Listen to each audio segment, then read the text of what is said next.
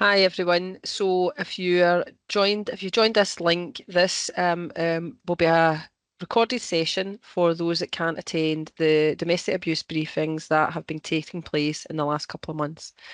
My name is Karen Lockhart. I am Interim Assistant Chief Officer for Adult Services, and I'm going to introduce my colleagues. Rhoda.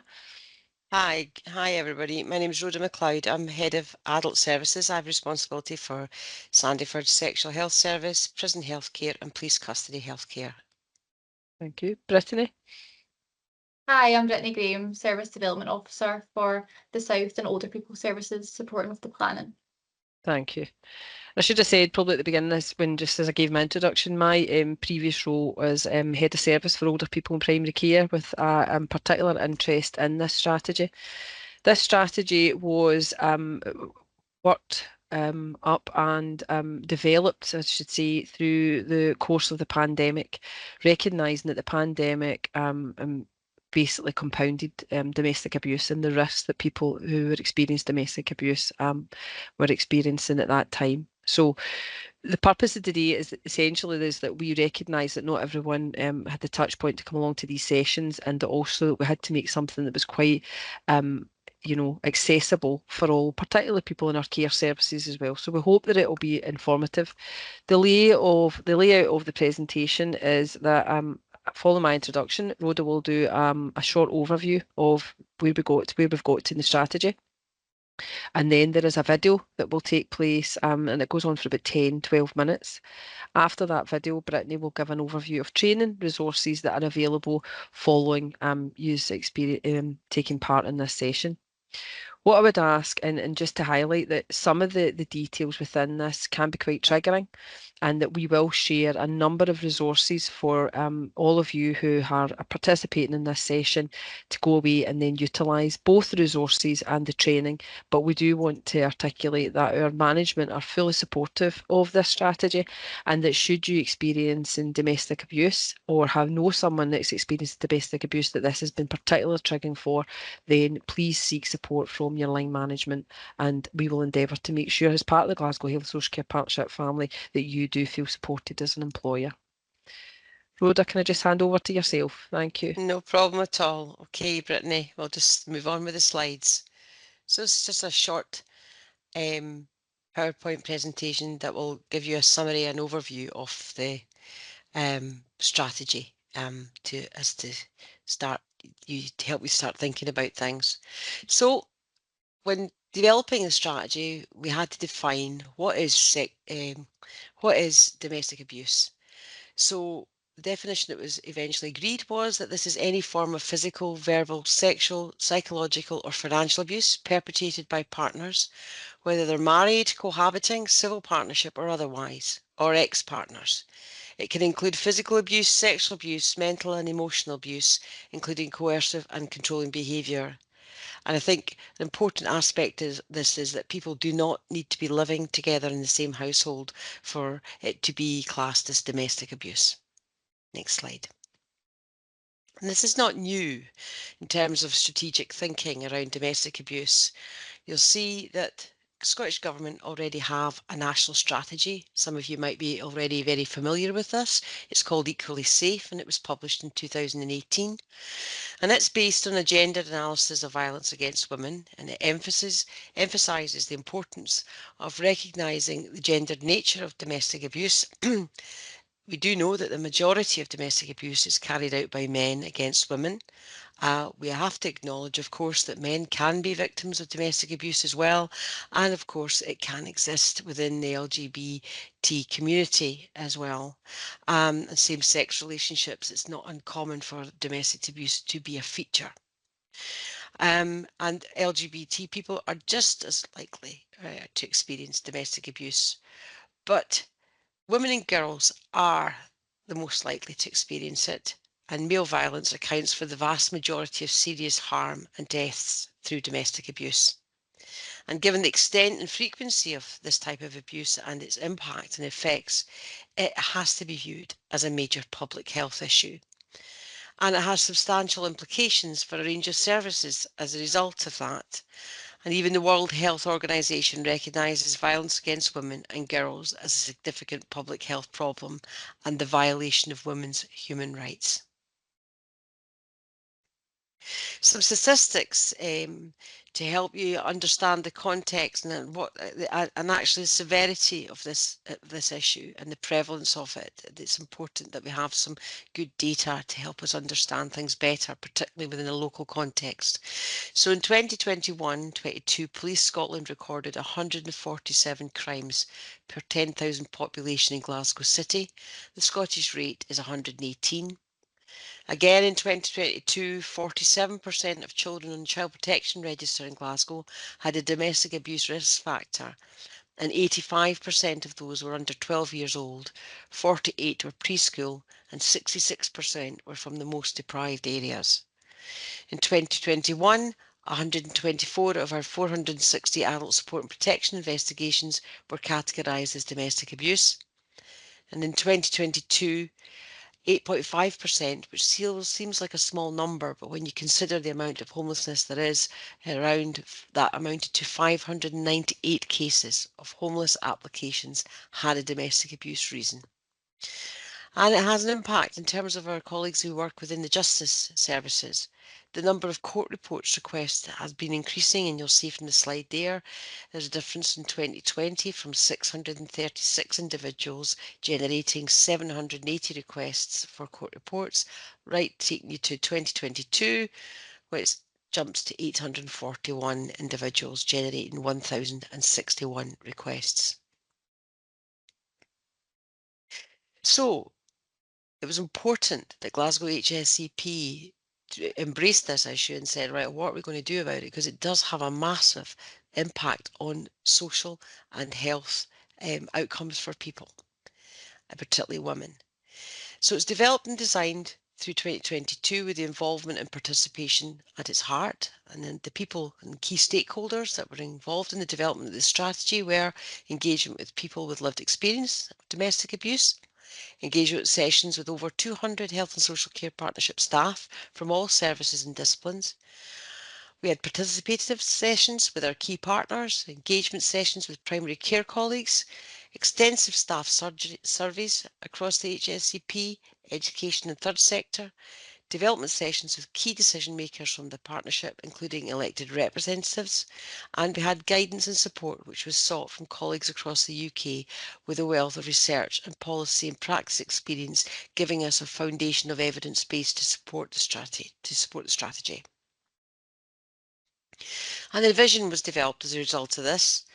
And the vision here in this slide is domestic abuse is unacceptable, and tackling domestic abuse is everybody's responsibility. We aim to prevent domestic abuse from happening because Glasgow's people deserve to flourish in a safe environment without fear and where they are free from harm. We will promote safety and support women, children and young people and men from crisis to recovery and ensure everyone has access to the right help and support when they need it. We want to pledge there are two pledges that underpin this strategic vision. The first one is a pledge to improve services for those who experience or are affected by domestic abuse, and there's a pledge to improve our understanding of and our response to people who cause harm through domestic abuse. 6 priorities in this session. So the key aims are that staff have knowledge and skills to make sure that the right conditions exist across all our services for people to feel able to disclose, and that people are provided with consistent approaches and attitudes wherever they present. We want to ensure better outcomes for people who use or need our services. We need to work in partnership to promote and prioritise education work, prevention and early intervention, and we have to ensure our services are consistent, strengths-based and trauma-informed. Finally, I just have a slide here that tells us a wee bit about the strategic oversight and accountability in terms of how are we managing this strategy, how are we holding it accountable, how are we holding the organisation accountable for it, and how are we beginning to report on what we're beginning to deliver here. The Domestic Abuse Strategic Oversight Group, which is chaired by Lindsay Smith, Head of Service for Justice Services and Health and Social Care Connect, and that has 3 groups feeding into it. Domestic Abuse Operational Group for Children's Services, one for public protection, one for adults and older people services, and underneath them there are work streams that are generating the work and taking forward the plans and the key objectives of the strategy. And of course, this Domestic Abuse Strategic Oversight Group does link into Glasgow City HSCP IGIB and the Council, and it also connects into the Greater Glasgow and Clyde Health Board and into has dotted lines into the Scottish Government and the Glasgow City Violence Against Women Partnership. So that's a kind of whistle-stop tour of the strategy. As I've already said, it's important you get to familiarise yourself with this, and so if you get the opportunity to actually read it in more detail, I think you'd find that really helpful, but hopefully that summary kind of captures the main points for you. Thanks, Rhoda. I think probably just a bit of the kind of recap that, from Rhoda and I's point of view, the reason it's ourselves that are doing this presentation is that we, as Rhoda has articulated in that graph there, is that we are the leads for the adult and older people's side of the business. We recognise that from a domestic abuse side of the strategy, children and families and criminal justice, we are up the front of a lot of the domestic abuse work already. And from an adults and older people's context, the life curve of domestic abuse has not always been very well articulated, and that is also evident in a lot of research. That being said, we've had real positive feedback from the previous 4 sessions that we've held. And all of that, colleagues who have come along to those sessions have said that they would be really interested in seeing this work going forward. So one of the asks from these sessions that we're delivering, and albeit this is a recorded one for yourselves, is that if there's anyone particularly interested in becoming involved and becoming what we hope to achieve is experts or champions in domestic abuse, whereby from Rhoda and I's bit of the world of adults and older people, we want to engage with anyone from any level of the business to come along and be involved in our working group. And you'll have seen from the chart there that our working group doesn't have specific work streams. We do envisage that the strategy needs a wee bit of a refresh, but I suppose the ask of today is for you to engage with the information that Rhoda has given there. Take away is that you get an opportunity to read the strategy, look at particularly the priorities, those 6 priorities. Brittany's going to share some of the training that is available and to engage with some of that training. Now, some of it is really it's basic level, and then it works itself up to a kind of higher level.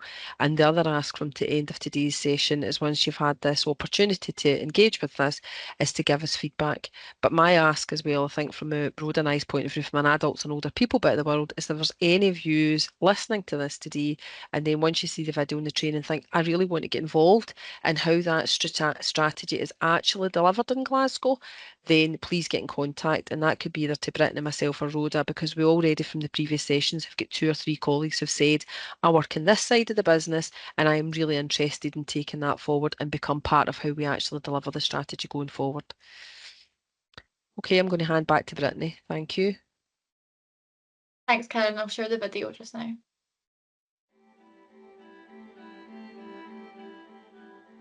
I was never allowed to be just Julie in my whole life, just to be me from both a parental point of view. I was brought up in a domestic violence, to then my first husband, stayed with him for 20 years, and then out of the frying pan. And it was just, I was always Julie for somebody else, had to conform to their way of thinking, to their way of speaking, conform to what they wanted me to dress, how to act. So the domestic abuse strategy for Glasgow was born out of quite a thorough reflection and a deep dive, which coincided with the earlier stages of the public health pandemic. And what we really quite quickly acknowledged was that whilst families were coming together, there was also a requirement to sharpen our focus around domestic abuse. The fact it's getting looked at, the fact that it's been recognised, the fact that there's this much care and attention being put into it, it's fantastic. I'm very excited about it and hope to see a real positive outcome that can support survivors of domestic abuse out there. In order to harness all of our experience and take full advantage of all of that, there was a requirement for a Glasgow HSCP strategic plan that would include a number of key priority areas, as well as some 4 aims that are detailed within the strategy itself. What we need to do if we're going to respond robustly to domestic abuse is make sure that non-specialist domestic abuse services that are specialists in their own right have a really good understanding of what that looks like, to identify clients and customers within their environment that might be experiencing it, ask the question if relevant, and be able to respond to disclosure and use those multi-agency processes that we have, such as MANAC, to manage that. At any given point, domestic abuse accounts for the best part of about 45% of all child protection registration. It takes into account about 10% of all presentations of homelessness. It accounts for about 25% of all adult protection referrals. So to take a deep dive into this, there has to be an acknowledgement that this is an area of work that requires a strategic oversight and a development, given that it cuts across so many different care groups all at once. I think there's a fear around if someone discloses something to you, then what are you going to do with that information? So I think with the strategy, it sounds really positive in the sense that if we're going to put in more training for staff from different agencies so that they feel confident with routine inquiries, and then hopefully, you know, having that toolkit, that knowing where to refer someone on to, because at the moment, like, obviously people care, but there's a fear about having information given to you and then not knowing what to do with that information. Do you know what it feels like from the strategy, that hopefully they're trying to make it easier for staff from all agencies to be more supportive, which is amazing. The promotion of the Safe and Together training, I think, is going to be really important in terms of changing the culture in social work as a whole. So we know that it can take a long time to get to the point where you're going to call the police. So anything that can be done to intervene and provide safety to victims earlier on is absolutely part of what we should be doing. So justice services, children family services, adults, older people services, homelessness, our third sector partners, our key stakeholders, which obviously included police and education, are all part of this working arrangement. But central to it and straight through the middle of it is the lived experience, and that's an area that we're particularly proud of in terms of how we've engaged with that. We wanted to do some service user engagement. We wanted to engage with people who had lived experience, but rather than us engaging directly with them, which we thought could be intimidating, they might not want to engage with management or planners in the HSEP. We worked with our partners who had service users who worked with mainly women but also men on a day-to-day basis. I think what is actually valuable is what we're doing just now. Just someone's talking but you're listening and you're genuinely listening to them. It's not that we're just meeting at a certain time and a certain day and I'll meet you again tomorrow. We have to be able to say, this is your life and we're here for you, and we are literally here 24/7, but I know every service can't obviously offer that, but we are here and we really want to help this time. And if you want to talk about it today but you don't want to talk about it whenever, it's got to be at your pace. To be able to come into the Carey Centre with all these wonderful staff, they allowed me to be me. And when I came in, I wouldn't say boo to a goose, I wouldn't talk to anybody, I was so shy. I thought if I said the wrong thing, you still have that in your mind that you're going to get hit or you're going to get verbal abuse. To be able to just speak and just say what you want to say, it was a breath of fresh air. It was honestly a breath of fresh air. It was the first time in my whole life, 55 years, I was able to sigh, take a deep breath, because I felt for 55 years I'd held it in. You hold your breath. And it was the first time in my life I was able to lower my shoulders and relax and just be me. But very often, conversations don't necessarily come out when there's a direct question. It can be built up through other ways. So for example, we've got the Citizens Advice and Citizens Theatre as well. We've got different groups that come in, but the theatre group in particular has been a fantastic vessel, because that's really just about, you know, just exploring what are you good at. And we talk about strength-based assessments. And service users, they've got fantastic abilities, and it's only through developing self-worth and confidence that you can actually really begin to get to know somebody and offer that kind of help. It's important that people feel positive, that maybe they astonish themselves having reignited their creativity, and that's very exciting.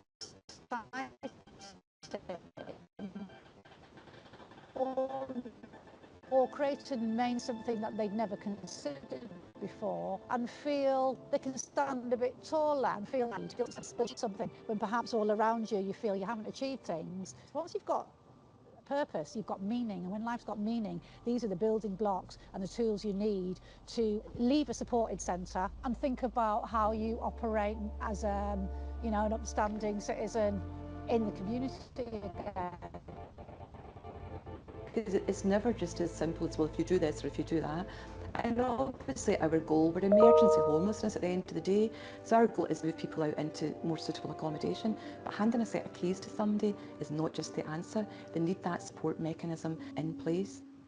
Well, it was this seeking help, accepting help. It was more just I was hiding everything. I didn't want anybody to know, and I thought I was doing the right thing at the time, because there was a lot of threats going about and whatever, and I thought I was supposed to go away. I hadn't told my parents or any of my family at all. I think I was just worrying that my mum and dad are quite old school and that I was scared that they would believe me, for bringing something like that into my life. I think it's the culture and the, I suppose, understanding in domestic abuse, and not just from the men, but from people.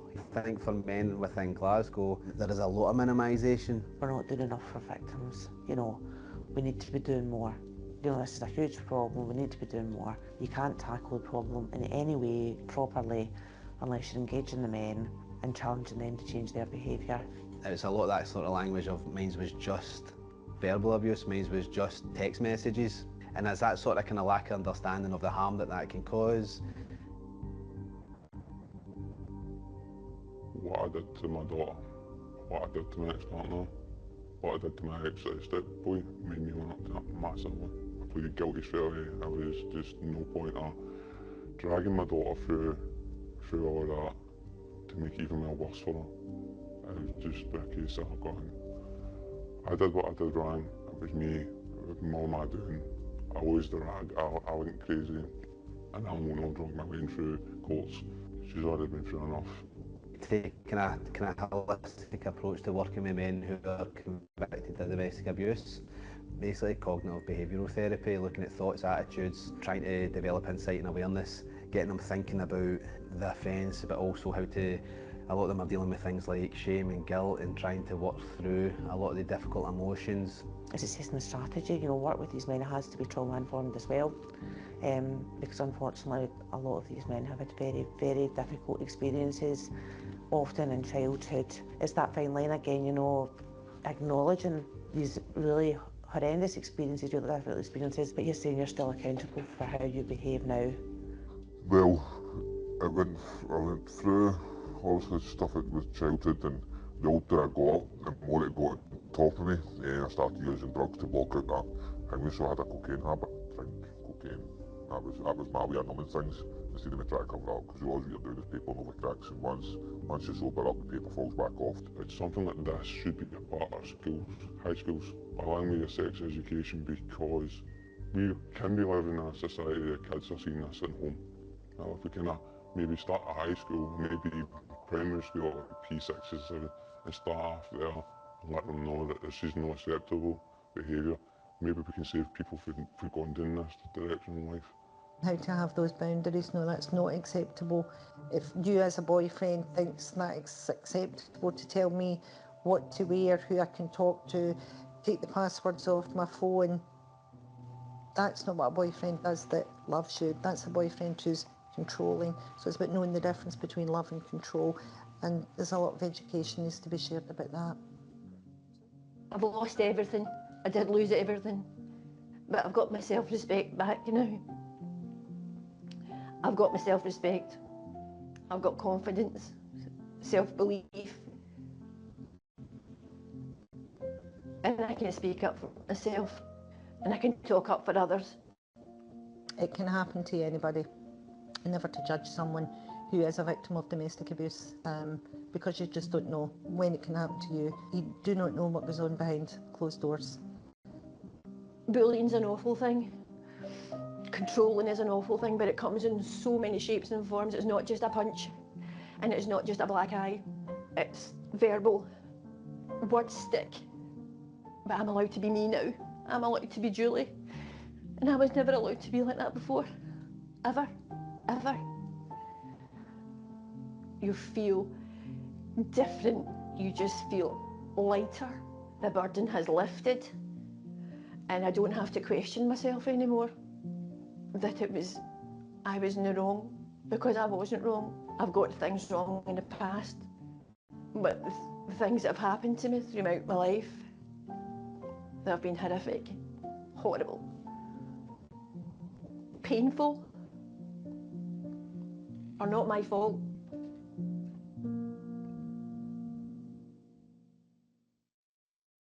Thanks, Brittany.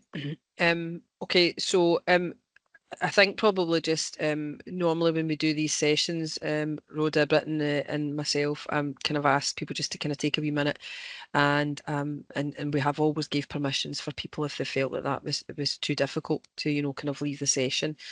That being said, this obviously is a pre-recorded session, but again, I just want to articulate that these sessions and the information that we're sharing can be quite triggering and quite upsetting for people. So we again reiterate that your management and if there's anything that you do need as a colleague of ours, then please reach out and use any of the resources that we're able to share at the end of this. There were some kind of technical issues through that. The video maybe was kind of buffering at some of the points throughout the session, but when we send this out with all the material, there will be the link. Brittany, is that right, to the video as well? Yeah, that's right. Okay, so it just means that people can go back and revisit that, and again, we would welcome people's feedback on that as well. Okay, moving on, what we're going to do now is Brittany's going to go give an overview of what we have online currently with regards to training. Now, a lot of this training is from a digital inclusion, and it's basically what we have just now through our TURAS, Gold, and other forms of online training. There is a view that that we would want to kind of develop a training agenda for that, and again, that's something we want to kind of put out to yourselves as colleagues to see what else could we be doing and how we could be doing it differently. But I'm going to hand over to Brittany. Thank you. So this is just a short slide set which provides a summary of the domestic abuse trainings that we have available. There is a fuller slide set which encompasses some feedback received from a group of staff who completed these trainings in the past, and that will be included as well with all the links, so you can access that. So back in November, I did some research to see what domestic abuse training we had available to our Health and Social Care Partnership staff, and identified the 5 that are shown on screen. So DART is available on Gold to social work employees. However, the entire content of this module can actually be accessed within the gender-based violence training as well. And this course provides an overview of the main considerations when responding to domestic abuse, and it also introduces coercive control. The Domestic Abuse Children's Service is available on LearnPro for NHS staff only, and this course informs good practice in relation to health effects and indicators of abuse and the impact on women and children. The Gender-Based Violence course is available on TURAS for all Health and Social Care Partnership staff, and this course aims to enhance the understanding of gender-based violence and serves as an introduction to domestic abuse and coercive control. And lastly, we've got the Understanding Domestic Abuse for Healthcare Professionals is available on TURAS for all Health and Social Care Partnership staff. And this course was actually developed to support nursing students across Scotland. So it does include some information that's specific to nursing. However, it also does provide a comprehensive introduction to understanding domestic abuse, which is relevant for all staff. And I've also got the Domestic Abuse Safety Planning Risk Management on there, which is a face-to-face training at the Learning and Development Centre on Brook Street. And this is sent out via email to social work staff. And the training is beneficial for frontline managers and practitioners to provide information about how to respond safely and effectively to domestic abuse. So this slide shows the estimated time to complete each of the trainings and the modules within the trainings. So as you can see, some of the modules are a lot shorter than others. The quickest trainings to complete are the DART and the Domestic Abuse Children's Service, which will take about 45 minutes for the DART and 15 to 30 for the children's one. The gender-based violence course takes just over 2 hours for the entire course, but the module times differ throughout from 30 minutes to up to an hour. The Understanding Domestic Abuse course takes about 4 to 5 hours to complete entirety, and it is completely online. So I wouldn't recommend doing all of that in the one sitting. The time for the modules differ from 15 minutes up to 90 minutes. And I would also recommend, if you're going to do this training, to do modules 2, 3 or 4 as opposed to modules 1 or 5, as we have heard feedback from staff that these modules aren't really informative or engaging. And the Domestic Abuse Safety Planning and Risk Management training is a full day in-person training, so this might not be feasible for a lot of staff. However, it has received some good feedback from staff who have attended in the past. And another drawback is that this training isn't advertised to adult and older people staff. However, learning and development officers are currently looking to expand this to wider staff groups or creating a similar level of training in the future.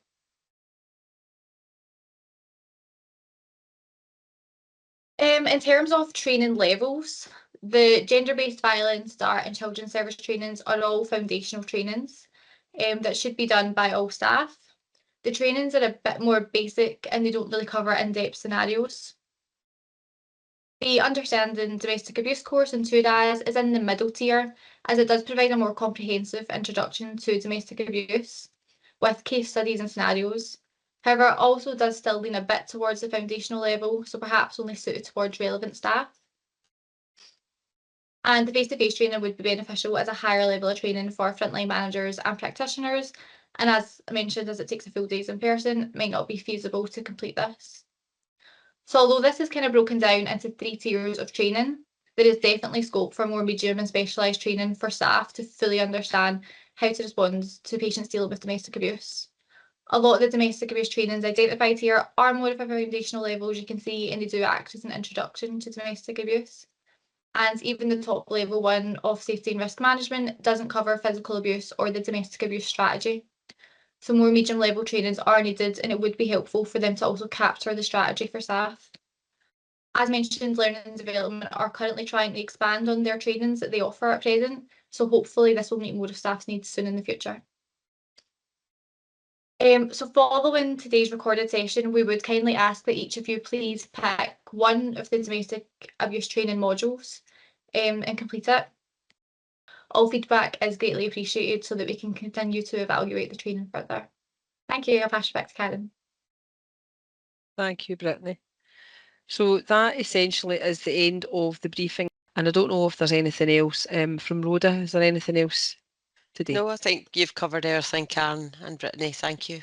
Okay, so thank you everybody for your time and taking the time to go through this online session, and we look forward to getting some feedback from you in the future. Thank you.